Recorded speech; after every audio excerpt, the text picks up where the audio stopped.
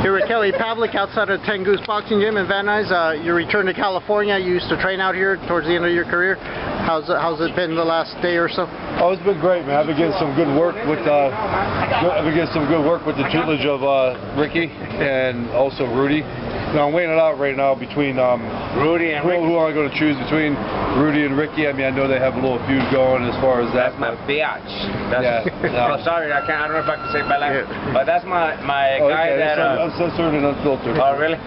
So what would you take it easy on Justin Bieber if you got to spar him, or? Don't do like what fucking Brandon did. Brandon trying to knock him out. Right?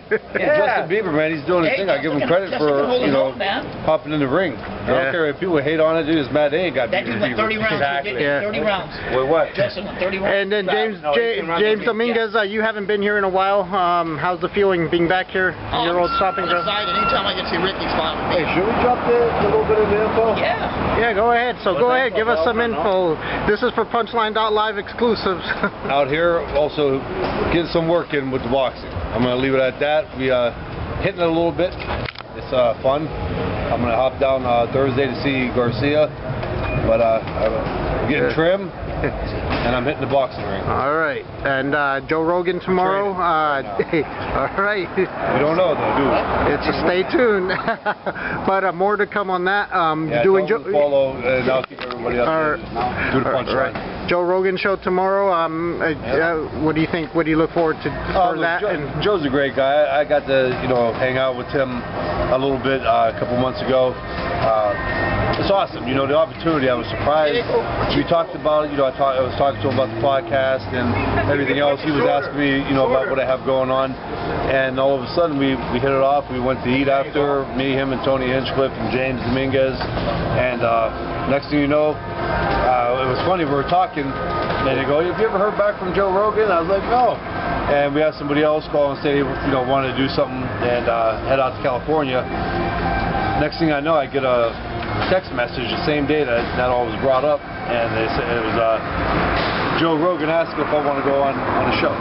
So I think that's actually pretty cool, and I'm looking forward to it. And then 5 to 10 million downloads for each show. What do you think it's going to do for the Punchline with Kelly Pavlik and James Dominguez? I don't know, because this show, and that's the one thing I try telling people, like this show's not about the Punchline. I'm on his podcast, and Joe's going to ask, he's going to tap on everything, and I'm ready for it.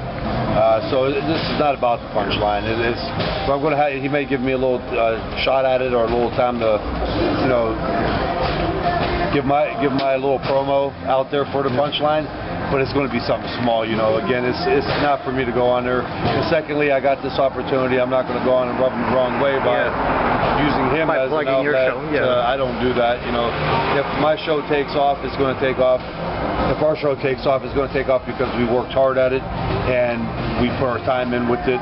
And this is going to help a little bit, and hopefully people catch it for the short period that I got a chance to put it out there to the public. And to be on a show that's all about exposure, and it's not a negative show. He never puts anybody down, or he's not about conspiracies and controversies, drama-free. How big is that for you to appear on a show like that?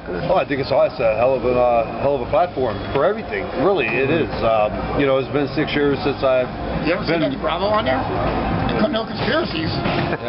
Oh yeah, no, I'm saying the drama brings or any breaking news like to hurt somebody's career. And I'm going to be honest with him. He's going to ask me, and I'm going to say, Joe, really? I mean, look at the stuff that I got in trouble for, and look at the stuff that these guys are going through now. I mean, I know this ain't no nice shirt, baby. Nice way to put it. No arm measuring contest. But it's also the truth and the reality of it. I mean, people want to talk about my past and history, but what do you got to talk about?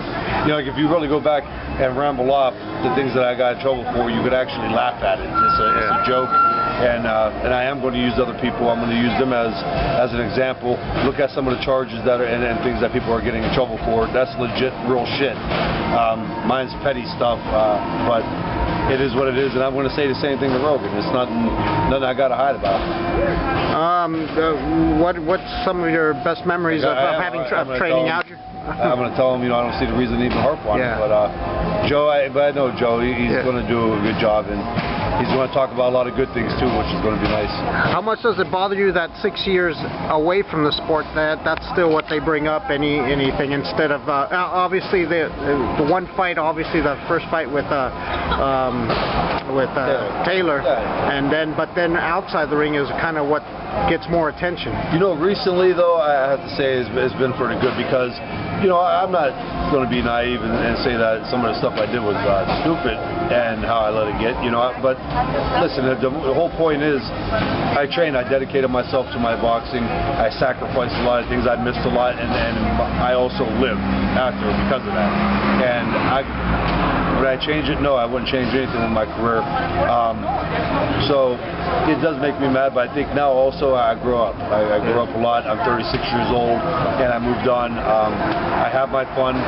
Time's over. It's time to be mature and move on and do something with the sport that gave me a lot and all the opportunities that I have and set me to where I'm at today. And I think, you know, being involved in it through a podcast, eventually through a boxing gym, and being able to get on Joe Rogan and have that experience is great. So sometimes it does bother me. It's mind-boggling, but recently it's slowed down. And dedicated family man, you were on the phone with your wife and kids. How big was it to keep kind of them out of the limelight, the spotlight during your career, and even now that, you know, and then how disappointed are you that maybe you don't get as much like talk about how you are just a normal person and you're dedicated to your family? Well, being a normal person got me, you know, the shit, you know, that happened.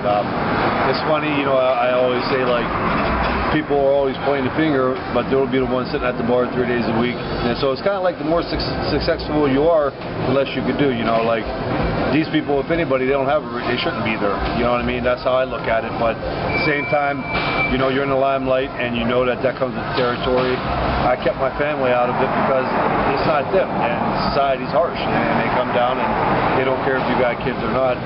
But again, I know deep down that people close know that a lot of it was bullshit, you know, especially in that area where it's at. You know, if I could go on and on about that, I could harp all day long about some of the stuff. And I've always was the bigger man and kept my mouth shut. I did. And but yeah, so I keep them out of it, and then, you know, they understand it. So. Yeah. And closing thoughts to your fans out there and everybody. Hey guys, stay tuned to the Punchline. We got a lot coming up. A lot of stuff going on. There might be some big news, might not be. Thanks to all the guys, the loyal people and fans and men and women that watch the show. And stay tuned. We'll keep it interesting. All right.